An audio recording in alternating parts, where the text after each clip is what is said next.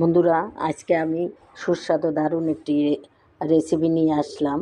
সবজির রেসিপি, শুটকি দিয়ে বেগুন, আলু এবং সিম, টমেটো ইত্যাদি দিয়ে।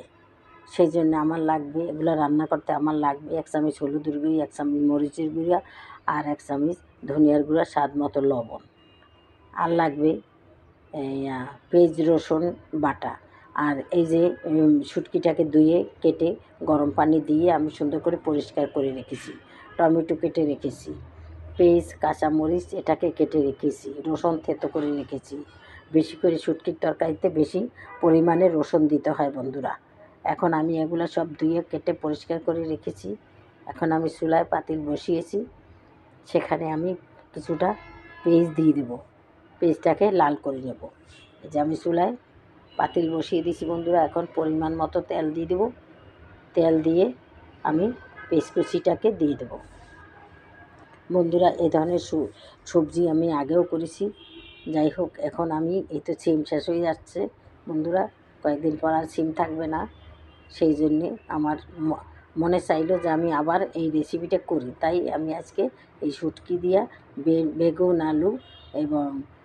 বেগুন আলু এবং সিম দিয়ে এই রেসিপিটা আবার আমি করলাম বন্ধুরা। তাহলে তোমরা দেখতে থাকো বন্ধুরা।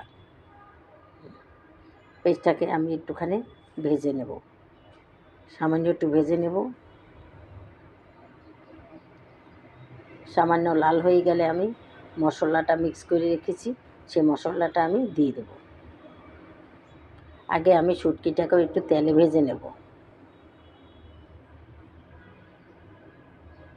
বন্ধুরা। তোমরাও এভাবে রান্না করে খাবে, দেখবে কত মজা, কত টেস্ট লাগে। সবজি সবসময় তো নিরামিষ খাওয়া যায় না, কিছু না কিছু দিয়ে রান্না করতে হয়। এই শুটকি, নানান রকম শুটকি দিয়ে রান্নবে, দেখবে কত ভালো লাগে। এখন বন্ধুরা আমি শুটকিটা দিয়ে দিলাম। শুটকিটাকে একটু তেলে ভেজে নেব, যাতে শুটকির একটা গ্রান থাকে, গন্ধ থাকে, ওই গন্ধটা জানি না থাকে, সেই জন্যে।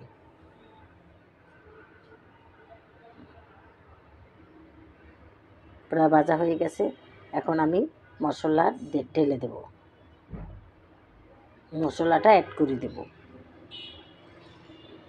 দেখো, বেশি মশলা দেওয়া যায় না, জিরার গুঁড়া দেওয়া যায় না এইসব তরকারিতে, তাহলে সে জিরা জিরা গন্ধ আসবে, ভালো লাগবে না। তাই আমি হলুদ, মরিচ, ধনিয়া, পেঁয়াজ রসুন বাটা এই ইত্যাদি দিয়েই আমি এই শুটকির তরকারিটার সবসময় রান্না করি বন্ধুরা। এখন আমি কিছুটা পরিমাণ মতো লবণ দিয়ে দিছি।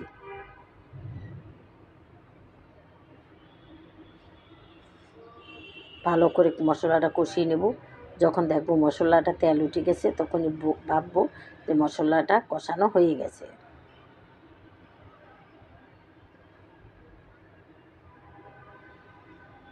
বন্ধুরা, তোমরা যে যেখান থেকে আমার এই ভিডিওটা দেখো না কেন, অবশ্যই আমাকে একটা লাইক দিয়ে দেখবে বন্ধুরা। এখন আমি সবজিটা অ্যাড করে দিলাম। এখন আমি সুন্দরভাবে সবজিটাকে কষিয়ে নেব বন্ধুরা। তোমরা দেশ ও দেশের বাইরে থেকে যারা আমার এই ভিডিও দেখো না কেন বন্ধুরা, তোমাদের জানাই অনেক অনেক ধন্যবাদ। ইদানিং কিছুদিন কি মাঝে মাঝে ভালোই দেখো, মাঝে মাঝে আবার মানুষ খুব কম দেখে। যাই হোক, হয়তো তোমরা সময় পাও না বা কিছু না, এটা আর কি। সময় করে অবশ্যই আমাদের ভিডিওগুলো দেখবা বন্ধুরা। আমরা অনেক কষ্ট করে এই ভিডিওগুলো করি তোমাদের জন্য। তাই তোমরা দেশ ও দেশের বাইরে যারা থাকো, অনেক অনেক ধন্যবাদ জানাই। তোমরা ভালো থাকো। এখন আমি আবার ঢাকনা দিয়ে দিলাম।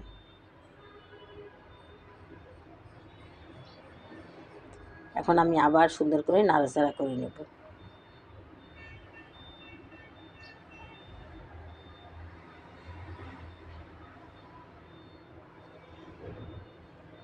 এই তরকারিটা যে এত সুস্বাদু, এত মজা হয়, সেটা বলার মতো না। তোমরা রান্না না করলে বুঝবে না বন্ধুরা।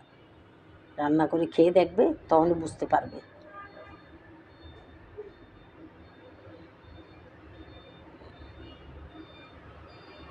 আবার ঢাকনা দিয়ে দেবো, আর আরও কিছুক্ষণ কষিয়ে নেব।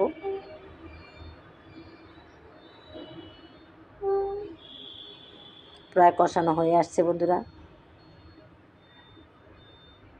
এখন আমি টমেটো অ্যাড করে দেব। টমেটো এবং কাঁচামরিচ এই দুইটা অ্যাড করে দিলাম। এটা দিয়ে আবার আমি সুন্দর করে কষিয়ে নেব।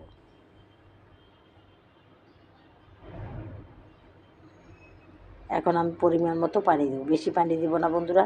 এটা আজকে আমি বেশি ঝোল রাখবো না, মাখা মাখা গায়ে গায়ে রাখবো।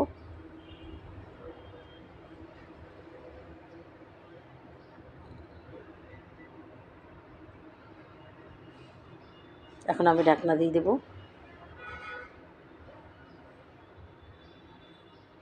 তাহলে তোমরা দেখতে থাকো বন্ধুরা আমার আজ শুটকি বেগুন আলুর রেসিপিটা। দেখো দেখতে কত লোভনীয় হয়েছে বন্ধুরা, খেতেও ঠিক সেরকমেরই সুস্বাদু মজাদার এই এই এই রেসিপি। আলুটা সেদ্ধ হয়ে গেছে, আর একটু আমি মাখা মাখা করবো, শুকনো শুকনো করবো। প্রায় হয়ে আসছে। আর একটু লবণ দিলাম বন্ধুরা, একটু লবণ দরকার আছে তাই একটু লবণ দিয়ে দিলাম। আমি অনেক সময় বন্ধুরা অনেক তরকারির ভিতরে একটু চিনিও দিই, তাহলে স্বাদটা আরও বাড়ে। এখন আমি ধনিয়া পাতা অ্যাড করে দিলাম।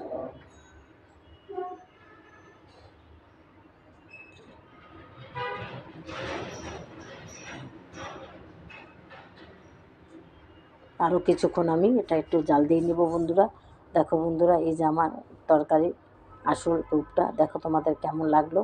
যদি বন্ধুরা ভালো লেগে থাকে তাহলে অবশ্যই আমাকে একটা লাইক দিবে, আর আমার চ্যানেলটাকে সাবস্ক্রাইব করে দেবে এবং শেয়ার করে দেবে বন্ধুরা। তাহলে নতুন নতুন বন্ধুরা দেখবে, আর আমি সুন্দর সুন্দর ভিডিও নিয়ে আসতে পারবো বন্ধুরা। তাহলে বন্ধুরা আজকের মতো রাখি, তোমরা যে যেখানে থাকো ভালো থাকো, আল্লাহর কাছে দোয়া করি। তাহলে রাখি, আসসালামু আলাইকুম, খোদা হাফেজ।